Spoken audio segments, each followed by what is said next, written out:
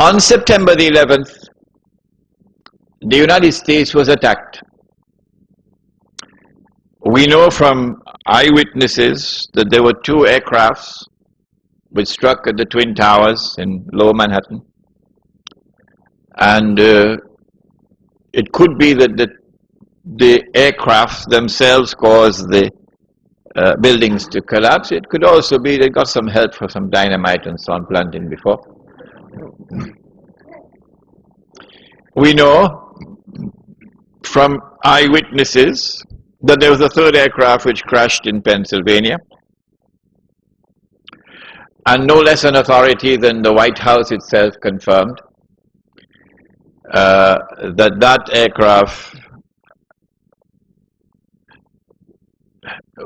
the plan was for that aircraft to target Air Force One and to target the White House.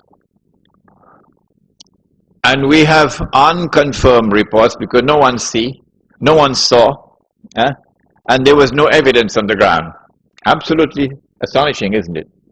A huge aircraft slams into a building and there is no evidence that the aircraft ever existed. The Pentagon. America was attacked on September the 11th in circumstances which were absolutely suspicious. Who attacked America on September the 11th? And we have said that there is a massive cover-up on the part of the Bush administration. And we have anticipated that those who have information so far concealed will eventually release that information in order to embarrass the US government as part of a strategy to bring down America. And so CNN is going to be broadcasting it. And the New York Times is going to have a field day. And all those who control the media in the United States are now going to go to work to lavishly publish all of this information which demonstrates beyond doubt that the US administration was involved in a massive cover-up. Who attacked America on September the 11th? We used a method. We said, since we do not have the evidence which can be used in a court of law, let us look to see who has benefited. And when we use that method of analysis, we have come to the conclusion that the only beneficiary of the September 11th attack on America has been far and away the State of Israel. We said that those who attacked America, therefore, must have at their core the Israeli Mossad. And they must have benefit and help from many others within the United States, within the administration, even from within the White House. When we look at their strategy, we see that they put on board the aircraft a large number of Saudis. Sounds suspicious. Why so many Saudis? And these are not Saudis who are well known for their Islamic fervor, for being what they call militants. No, these are middle of the road, normal Saudis who drive BMWs. People who attended American universities, for example. They were on board the aircraft and they died when the aircraft crashed. So these were the hijackers, except that one of them read in the newspapers that he was dead.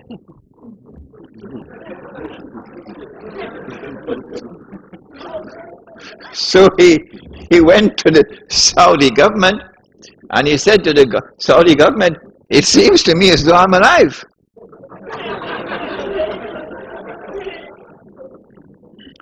The Saudi newspapers published this article, which I read with my own eyes. This particular student had studied in Minnesota, I think, in the early 1990s, And in 1995, perhaps, he had reported both to the local police and to the Saudi embassy in the United States that someone had broken into his apartment and stolen his passport. Whoever did that used that passport to hijack his identity, and so they could put him on board the aircraft. And so the planning for September the 11th, 2001 started many, many years before. Which reminds me, I must tell you that when I arrived in New York in April 1991, through Allah's leave and kindness, within a matter of 6 months in New York, I had already been pushed to a very high profile position, very well known in the entire New York metropolitan area. And then in November 91, when I had gone to the State University of New York in Stony Brook, someone broke into my apartment and stole only my passport. That's all. So if ever you get the news that Imran Hosein blew up the moon,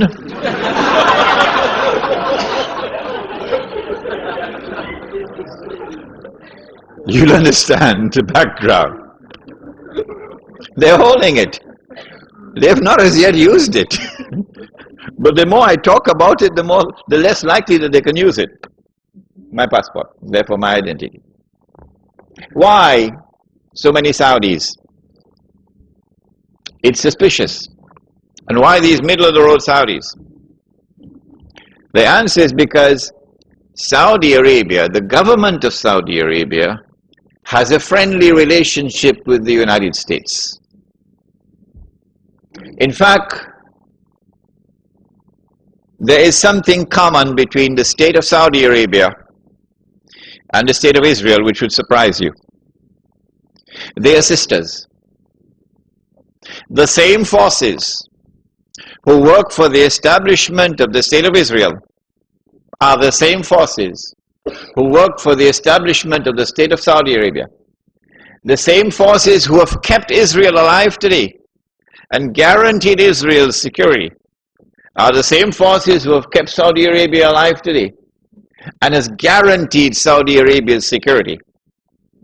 And when the state of Israel is to be destroyed, Saudi Arabia also goes down into the garbage bin.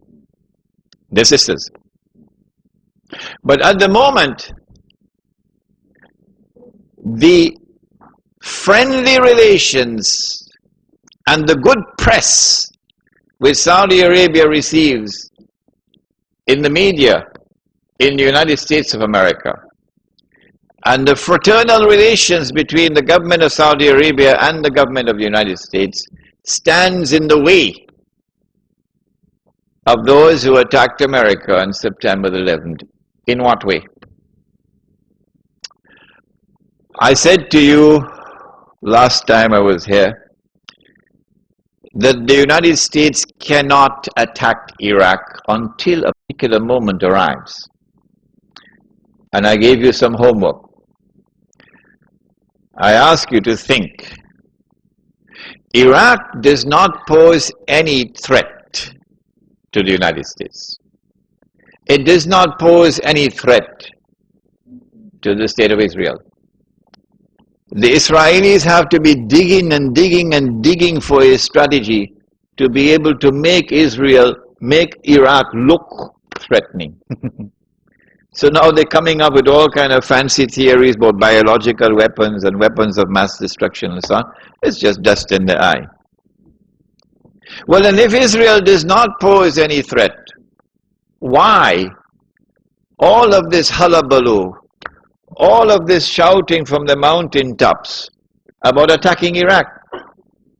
And who, in military strategy, which commander-in-chief, which country which is about to wage war, which country will announce for 1 year in advance, 2 years in advance, we're going to be attacking you? and then publish in the newspapers all kinds of alternative strategies how to attack. It sounds suspicious.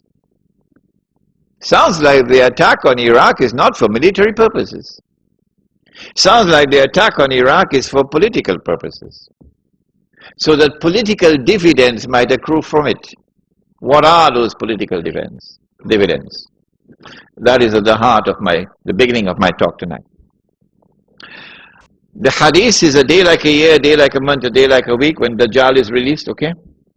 And we identify the island of Britain with a day like a year, and how did we arrive at that? We're not going to do that tonight, because we did that already.